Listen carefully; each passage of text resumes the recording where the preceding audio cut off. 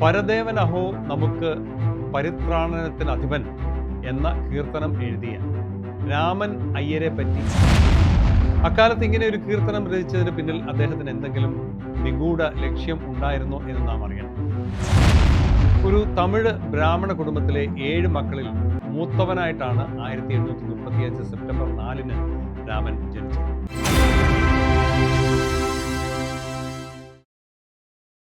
നന്ദഗോവിന്ദം ഭജൻസുമായി ബന്ധപ്പെട്ട വിവാദം വല്ലാതെ കത്തിപ്പടരുകയാണ്. കോട്ടയം നട്ടാശ്ശേരിയിൽ വേമ്പിൻകുളങ്ങര മഹാവിഷ്ണു ക്ഷേത്രത്തിലെ ഒരു ചടങ്ങിൽ ഭജന കീർത്തനങ്ങൾ ആലപിക്കുന്നതിനിടെ പാട്ടുകാർ ഒരു അതിപുരാതന ക്രിസ്തീയ ഭജന പാടിയതാണ് വിവാദത്തിന് വഴിമരുന്നിട്ടത്.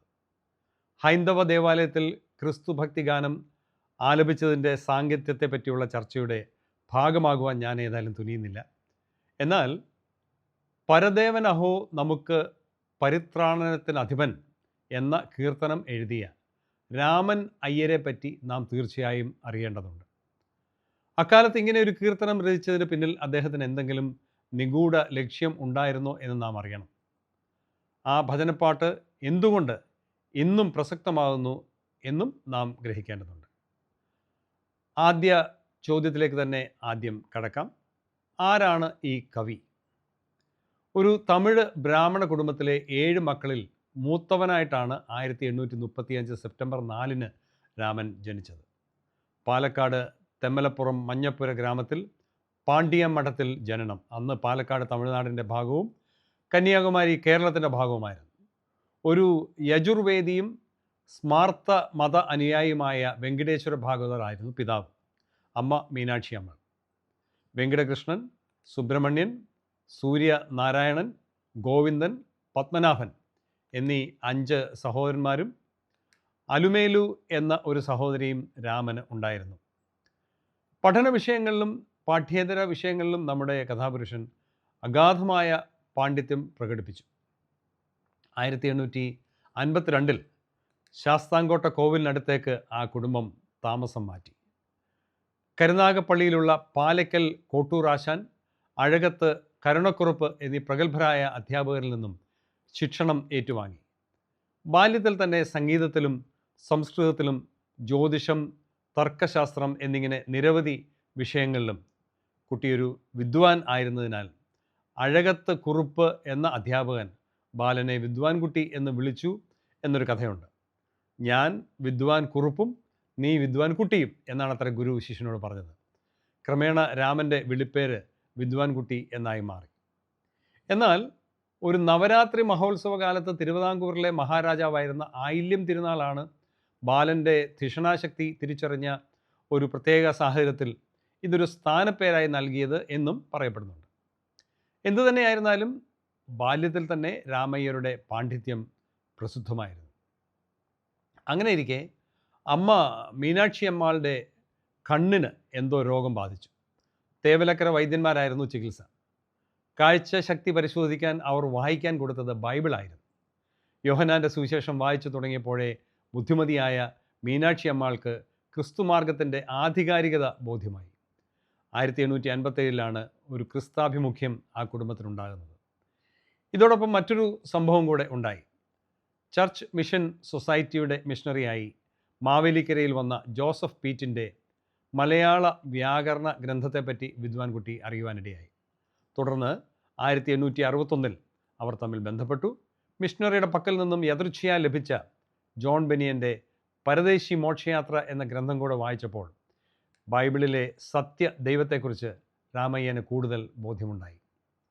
അതീവ ബുദ്ധിമാനായിരുന്ന ഈ ബ്രാഹ്മണ യുവാവിനെ ക്രിസ്തുവിലേക്ക് ആകർഷിച്ചത് ഇതെല്ലാമായിരുന്നു. ക്രമേണ മനുഷ്യ ജീവിതവുമായി ബന്ധമുള്ള യാഥാർത്ഥ്യങ്ങൾ ഓരോന്നും തൻ്റെ കൺമുന്നിൽ തെളിഞ്ഞു വന്നു. യാതൊരു വ്യത്യാസവും കൂടാതെ എല്ലാ മനുഷ്യരും പാപികളായിട്ടാണ് ജനിക്കുന്നത് എന്ന് അദ്ദേഹം മനസ്സിലാക്കി.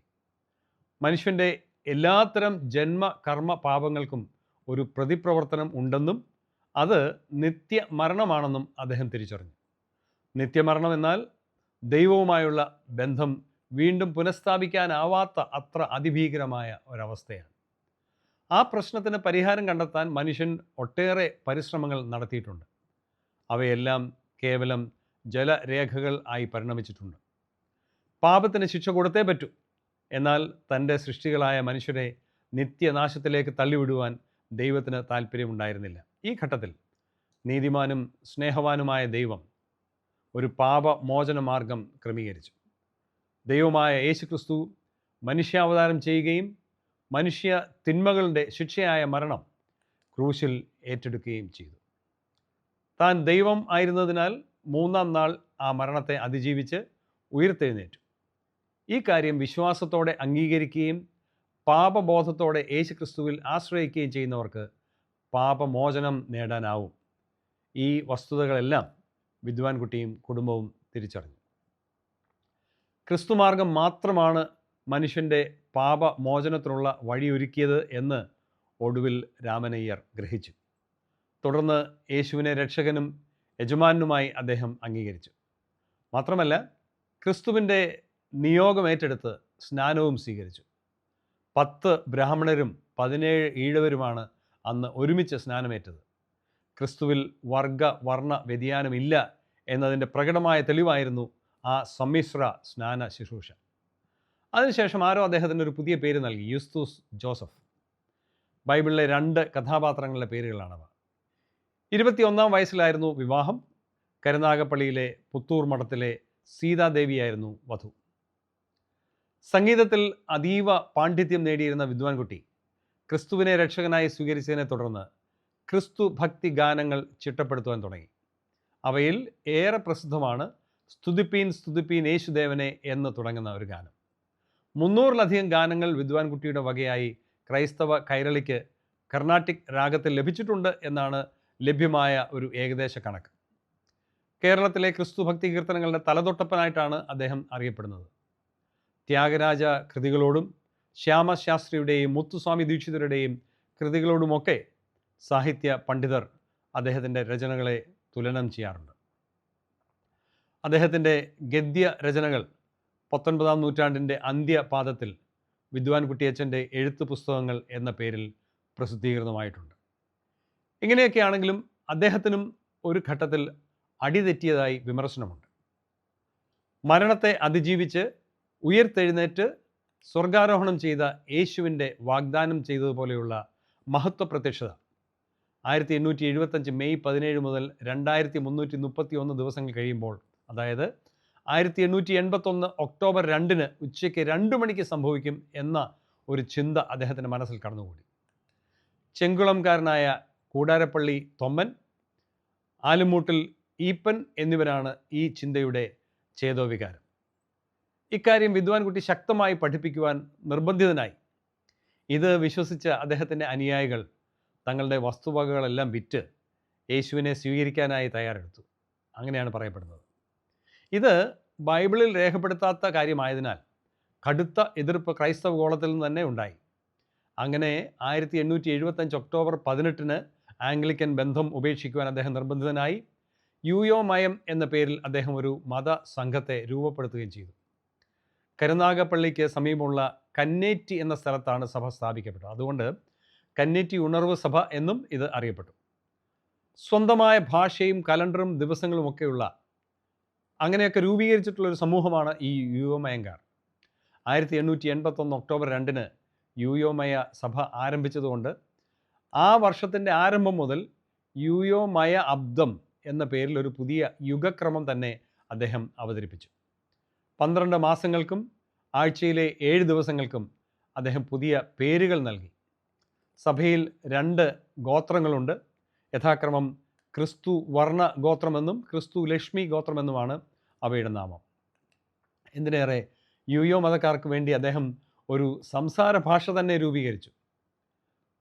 ഈരിഞ്ചി ക്വനോവോ എന്നായിരുന്നു ആ ഭാഷ അറിയപ്പെട്ടിരുന്നത്. ഇരുവായ്ത്തല വാളിൻ നാവ് എന്നർത്ഥം. സംസ്കൃതം, എബ്രായ, സുറിയാനി ഭാഷകളുടെ സ്വാധീനം പുതിയ ഭാഷയ്ക്കുണ്ടായിരുന്നു.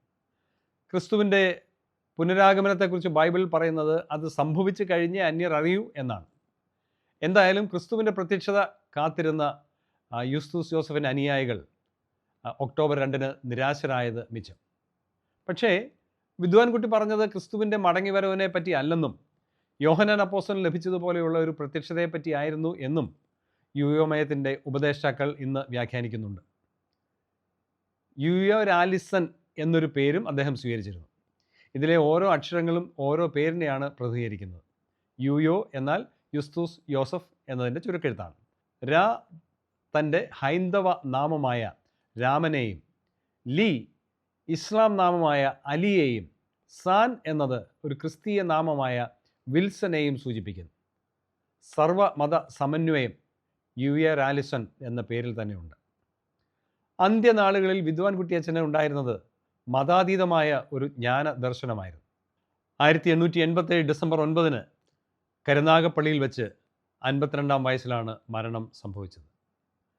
വിദ്വാൻ കുട്ടിയച്ഛൻ്റെ ഗാനങ്ങളെപ്പറ്റി ചില കാര്യങ്ങൾ പറയാം. മലയാളത്തിലെ ആദ്യകാല ക്രിസ്തീയ ഗാനങ്ങൾ ഒട്ടുമിക്കതും പാശ്ചാത്യ ചുവയുള്ളതായിരുന്നു. ആ കാലത്താണ് ഇന്ത്യൻ ക്ലാസിക്കൽ സംഗീതത്തെയും ക്രിസ്തീയ ഗാനങ്ങളെയും തമ്മിൽ വിദ്വാൻ കുട്ടി കൂട്ടിയിണക്കിയത്. ക്രിസ്തുമാർഗം പാശ്ചാത്യമല്ലെന്നും തീർത്തും പൗരസ്ത്യമാണെന്നുമുള്ള തിരിച്ചറിവ് അദ്ദേഹത്തിന് ലഭിച്ചിരുന്നു. ഭാരതീയ സംസ്കാരം പൂർണ്ണമായും തൻ്റെ ഗാനങ്ങളിൽ ആവാഹിക്കാൻ അദ്ദേഹം മനഃപൂർവ്വം ശ്രമിക്കുകയുണ്ടായി. അതുവരെ ക്രിസ്തീയ ഗാനങ്ങളിൽ ഉപയോഗിക്കാതിരുന്ന ഭാരതത്തിൻ്റെ മണമുള്ള ദൈവനാമങ്ങൾ അദ്ദേഹം സമൃദ്ധമായി ഉപയോഗിച്ചു. ഭാഷയുടെ സൗകുമാര്യവും ബിംബകൽപ്പനകളുടെ നവീനതയും അനേകരെ തൻ്റെ ഗാനങ്ങളിലേക്ക് ആകർഷിക്കുകയുണ്ടായി. ഈ ശൈലി പിന്നീട് വന്ന മഹാകവി KV സൈമണും സ്വീകരിക്കുകയായിരുന്നു. ഭജൻ എന്ന വാക്ക് തന്നെ ഭജ് എന്ന സംസ്കൃത പദത്തിൽ നിന്നാണ് ഉണ്ടായത്. സേവിക്കുക അല്ലെങ്കിൽ ആരാധിക്കുക, ഭജിക്കുക എന്നൊക്കെയാണ് അതിൻ്റെ അർത്ഥം. ദൈവത്തോടുള്ള ഭക്തിയും സ്നേഹവും പ്രകടിപ്പിക്കുന്നവയാണ് ഭജന കീർത്തനങ്ങൾ. കേൾവിക്കാരിലും അത് ഭക്തിയുടെ വിത്ത് വിതയ്ക്കും.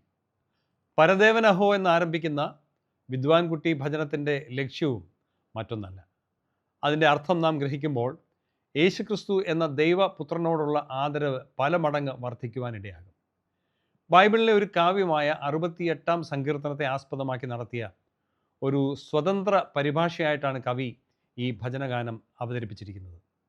ദാവീദ് രചിച്ച 35 വാക്യങ്ങളുള്ള സാമാന്യം ദീർഘമായ 68-ാം സങ്കീർത്തനത്തിൻ്റെ 19 മുതൽ 29 വരെയുള്ള 10 വാക്യങ്ങളാണ് ഭജനപ്പാട്ടിൻ്റെ മൂലാധാരം. നമ്മുടെ രക്ഷയാകുന്ന ദൈവത്തെപ്പറ്റി പറഞ്ഞുകൊണ്ടാണ് സങ്കീർത്തനം 68-ൻ്റെ 19-ാം വാക്യം തുടങ്ങുന്നത്. പരിത്രാണനത്തിൻ്റെ അധിപനെക്കുറിച്ച് പറഞ്ഞുകൊണ്ട് തന്നെയാണ് ഗാനവും ആരംഭിക്കുന്നത്. ദൈവം തൻ്റെ ശത്രുക്കളുടെ തല തകർക്കുന്ന കാര്യം 21-ാം വാക്യത്തിൽ പറയുമ്പോൾ നാഥനതേ തന്നരികളിൽ വൻ തലയെ തകർക്കും എന്നാണ് 1-ാം ചരണത്തിൽ പറയുന്നത്. നിൻ കാൽ ചോരയിൽ ചവിട്ടുവാൻ നിന്നരികളിൽ നിന്ന് നിൻ നായ്ക്കളുടെ നാവിന് ആസ്വദിപ്പാനും ബാശാൻ ദേശം അതിൽ നിന്ന് ഞാൻ തിരിപ്പിച്ചാഴി ആഴത്തിൽ നിന്നരികളെ വരുത്തും എന്ന 2-ാം ചരണം യേശുവിനെ പറ്റിയല്ല, ഏതോ ഉഗ്രമൂർത്തികളെക്കുറിച്ചാണ് പറയുന്നത് എന്ന വിവരം കെട്ട ഒരു വാദം ഞാൻ സമീപകാലത്ത് കേട്ടു. സത്യത്തിൽ സങ്കീർത്തനത്തിൻ്റെ 22, 23 വാക്യങ്ങളാണ് ഈ ചരണത്തിൻ്റെ ആധാരം. നീ നിൻ്റെ ശത്രുക്കളുടെ രക്തത്തിൽ കാൽ മുക്കേണ്ടതിനും അവരുടെ മാംസത്തിൽ നിൻ്റെ നായ്ക്കളുടെ നാവിന് ഓഹരി കിട്ടേണ്ടതിനും ഞാൻ അവരെ ബാശാനിൽ നിന്ന് മടക്കി വരുത്തും, സമുദ്രത്തിൻ്റെ ആഴങ്ങളിൽ നിന്ന് അവരെ മടക്കി വരുത്തും. ഇസ്രയേലിൽ നിന്നും വളരെ ദൂരെ ഓഗ് രാജാവ് ഭരിക്കുന്ന ബാശാൻ ദേശത്ത് നിന്ന് വാഗ്ദത്ത ജനതയെ മടക്കിക്കൊണ്ടുവരുന്ന വാഗ്ദാനമാണ് ഇവിടെ അനുസ്മരിക്കുന്നത്. ദൈവജനത്തെ തടയുന്നവരുടെ രക്തം നായ്ക്കൾ പാനം ചെയ്യുന്നതിനെ പറ്റിയാണ് ഇവിടെ സൂചന. കൗതുകമുണർത്തുന്ന ഒരു വ്യാഖ്യാനം ഈ നാളുകളിൽ കേൾക്കുവാനിടയായി. നമ്മൾ സാധാരണ ബേത്ലഹേം എന്നൊക്കെയല്ലേ കേൾക്കുന്നത്, ഇത് ഏതോ ബാശാൻ ദേശത്തെക്കുറിച്ചൊക്കെയാണ് പറയുന്നത്, അതുകൊണ്ട് ഈ പാട്ട് ക്രിസ്തീയമല്ല. ഇങ്ങനെയാണ് ഒരു പണ്ഡിത ശിരോമണി വെച്ച് കാച്ചുന്നത്. ഈ രീതിയിൽ അബദ്ധ പഞ്ചാംഗം കൊട്ടിഘോഷിക്കാൻ ഇവർക്ക് ലജ്ജയില്ലേ എന്ന് നമുക്ക് തോന്നും. അല്പം സുബോധമുള്ളവർക്ക് സ്വയം കണ്ടെത്താനാവും എന്നതിനാൽ അധികം വിശദാംശങ്ങളിലേക്ക് ഞാൻ പോകുന്നില്ല. 3-ാം ചരണം 68-ാം സങ്കീർത്തനത്തിൻ്റെ 24, 25 വാക്യങ്ങളാണ്. ഗാനത്തിൻ്റെ 4, 5 ചരണങ്ങൾ 26, 27, 28 വാക്യങ്ങളുടെ കവി ഭാഷ്യമാണ് എന്ന് പറയാം. ഒരു കാലത്ത് നാമാവശേഷമായ ബെന്യാമീൻ ഗോത്രത്തിൽ നിന്ന് ഇസ്രയേലിന് ആദ്യ രാജാവായ ശൗലിനെ സമ്മാനിച്ച ആ ദൈവ മഹത്വമാണ് ഇവിടെ പ്രമേയം. 29-ാം വാക്യത്തിൻ്റെ പരാവർത്തനമാണ് ഗാനത്തിൻ്റെ അവസാന ചരണം. പക്ഷേ സങ്കീർത്തനത്തിൽ ഇതിൻ്റെ എല്ലാം കാരണക്കാരനെ ദൈവം എന്ന് മാത്രം സൂചിപ്പിക്കുമ്പോൾ ഗാനത്തിൽ യേശു എന്ന് പ്രത്യേകമായി എടുത്തു പറയുവാനുള്ള സ്വാതന്ത്ര്യം കവി ഉപയോഗിച്ചിരിക്കുകയാണ്. ഇസ്രായേലിന് കൊടുത്തിരിക്കുന്ന വാഗ്ദാനങ്ങളെല്ലാം കാലാകാലങ്ങളിൽ നിറവേറ്റി കൊടുക്കുന്നത് കർത്താവായ യേശുവാണ് എന്ന് വിദ്വാൻകുട്ടി വ്യക്തമായി പറയുമ്പോൾ അർത്ഥശൂന്യമായ വ്യാഖ്യാനങ്ങൾ പറഞ്ഞ് അപഹാസ്യരാകുന്നവരെ നിങ്ങൾക്ക് ഹാ കഷ്ടം എന്നല്ലാതെ എന്താണ് പറയേണ്ടത്? ചുരുക്കത്തിൽ ഗാനത്തിൻ്റെ ഓരോ ചരണങ്ങളും ഒരു മഹാദൈവം തൻ്റെ ജനത്തെ ത്രാണനം ചെയ്യുന്ന കഥ സങ്കീർത്തനത്തിൽ പറയുന്നത് തൻ്റേതായ ഭാഷയിൽ പരാവർത്തനം ചെയ്ത് കവി മുന്നേറുകയാണ്. ഇതാണ് സത്യമെന്നിരിക്കെ ഈ ഗാനം അക്രൈസ്തവമാണെന്ന് പറഞ്ഞ് ഒരു സംഘം അജ്ഞന്മാർ ഓലിയിടുന്നതിൻ്റെ സാങ്കത്യമാണ് തെല്ലും മനസ്സിലാകാത്തത്. ആവശ്യമുള്ളവർക്ക് ഗാനത്തിൻ്റെ ലിറിക്സ് പൂർണ്ണമായും ലഭ്യമാണ്. ചുരുക്കത്തിൽ ഹൈന്ദവ പശ്ചാത്തലത്തിൽ ജനിച്ചു വളർന്ന രാമനയ്യർ യേശു എന്ന ദൈവപുത്രനെ തിരിച്ചറിഞ്ഞപ്പോൾ തൻ്റെ ദൈവദത്തമായ ഗാനരചനാ പാഠവും ഉപയോഗിച്ച് ചിട്ടപ്പെടുത്തിയ ദൈവഭജനമാണ് ഇപ്പോൾ നന്ദ ഗോവിന്ദ ഭജൻസ് ആലപിച്ചിരിക്കുന്നത്. വിവാദങ്ങളിൽ നിന്നും അകന്നു നിന്ന് സത്യസന്ധതയോടെ കാര്യങ്ങളെ അപഗ്രഥിക്കുവാനും യഥാർത്ഥ ദൈവത്തെ ആരാധിക്കുവാനും ഈ ഗാനം നമ്മെ സഹായിക്കട്ടെ എന്നാണ് ഞങ്ങളുടെ പ്രാർത്ഥന. ഭജനപ്പാട്ടുകാർക്കും അതിൻ്റെ ഉൾക്കാമ്പ് തിരയുവാൻ ഇടവരട്ടെ എന്ന് ഞങ്ങൾ ആശംസിക്കുന്നു. വളരെ വലിയ ഹൃദയനുറുക്കത്തോടെ വിദ്വാൻകുട്ടിയച്ചൻ എഴുതിയ ഒരു ഗാനത്തെക്കുറിച്ച് പറഞ്ഞുകൊണ്ട് ഞാൻ ഈ വാക്കുകൾ, ഈ ചിന്ത അവസാനിപ്പിക്കാം. യേശുവിൻ്റെ പുനരാഗമനം വൈകുന്നു എന്ന് തോന്നിയപ്പോൾ കവി വികാരാധീനനായി പറയുകയാണ്, കാന്ത താമസമെന്തഹോ വന്നിടാൻ, യേശു കാന്ത താമസമെന്തഹോ, കാന്ത നിൻ വരവിനായി കാത്തിരുന്നെൻ്റെ മനം വെന്തുരുകുന്നു കണ്ണും മങ്ങുന്നൻ മാനുവേലേ. വേഗത്തിൽ ഞാൻ വരുന്നെന്ന് പറഞ്ഞിട്ട് എത്ര വർഷമായിരിക്കുന്നു, മേഘങ്ങളിൽ വരുന്നെന്ന് പറഞ്ഞത് ഓർത്ത് ദാഹത്തോടെ ഇരിക്കുന്നു. ഏകവല്ലഭനാകും യേശുവേ, നിൻ്റെ നല്ല ആഗമനം ഞാൻ നോക്കി ആശയോടിരിക്കിയാൽ കാന്ത താമസമെന്തഹോ. ഇതാണ് ആ ഗാനത്തിൻ്റെ ആദ്യത്തെ 2 ചരണങ്ങൾ. രാജാതി രാജാവായി ഭൂമിയിൽ വാഴുവാനുള്ള ക്രിസ്തുവിൻ്റെ മടങ്ങിവരവ് വൈകുന്നു എന്നാണ് കവിയുടെ പരിദേവനം. ശരിയാണ്, ഭൂമി അടക്കി വാഴുവാൻ ക്രിസ്തു മടങ്ങി വരുന്നു എന്ന പ്രഖ്യാപനത്തിന് ശേഷം 20 നൂറ്റാണ്ടുകൾ പിന്നിട്ടു. ഇനിയും അത് സംഭവിച്ചിട്ടില്ല. എന്തേ ക്രിസ്തുവിൻ്റെ പുനരാഗമനം വൈകുന്നു എന്നത് എല്ലാവരുടെയും ഒരു ആവലാതിയാണ്. പക്ഷേ ഈ ചോദ്യത്തിനുള്ള കൃത്യമായ മറുപടി പത്രോസ് അപ്പോസ്തലൻ തന്നെ നൽകിയിട്ടുണ്ട്. പത്രോസ് എഴുതിയ 2-ാം ലേഖനം 3-ാം അധ്യായത്തിന് 9-ാം വാക്യത്തിൽ, ചിലർ താമസം എന്ന് വിചാരിക്കുന്ന പോലെ കർത്താവ് തൻ്റെ വാഗ്ദത്തം നിവർത്തിപ്പാൻ താമസിക്കുന്നില്ല. ആരും നശിച്ചു പോകാതെ എല്ലാവരും മാനസാന്തരപ്പെടുവാൻ അവൻ ഇച്ഛിച്ച് നിങ്ങളോട് ദീർഘക്ഷമ കാണിക്കുന്നതേ ഉള്ളൂ. അതെ, കർത്താവ് വൈകുന്നു എന്ന് നമുക്ക് തോന്നാൻ കാരണം തൻ്റെ ദീർഘക്ഷമയാണ്. കർത്താവിൻ്റെ ആഗ്രഹം ആരും നശിച്ചു പോകരുത്, എല്ലാവരും രക്ഷ പ്രാപിക്കണം. സുഹൃത്തെ, താങ്കളും മാനസാന്തരപ്പെടണമെന്നും ക്രിസ്തുവിനെ രക്ഷകനായി അംഗീകരിക്കണമെന്നും യേശു ആഗ്രഹിക്കുന്നു. കാരണം നാം രക്ഷിക്കപ്പെടുവാൻ ആകാശത്തിന് കീഴിൽ മനുഷ്യരുടെ ഇടയിൽ മറ്റൊരു നാമവുമില്ല. ക്രിസ്തുവില്ലാത്ത നിത്യതയിലേക്കാണ് താങ്കൾ പോകുന്നതെങ്കിൽ അത് അതിഭയങ്കരമാണ്. ആ മുന്നറിയിപ്പോടെ ഈ ചിന്തകൾക്ക് ഞാൻ വിരാമം കുറിക്കുകയാണ്. മുന്നറിയിപ്പുകൾ അവഗണിക്കാതെ ഇരിക്കുക.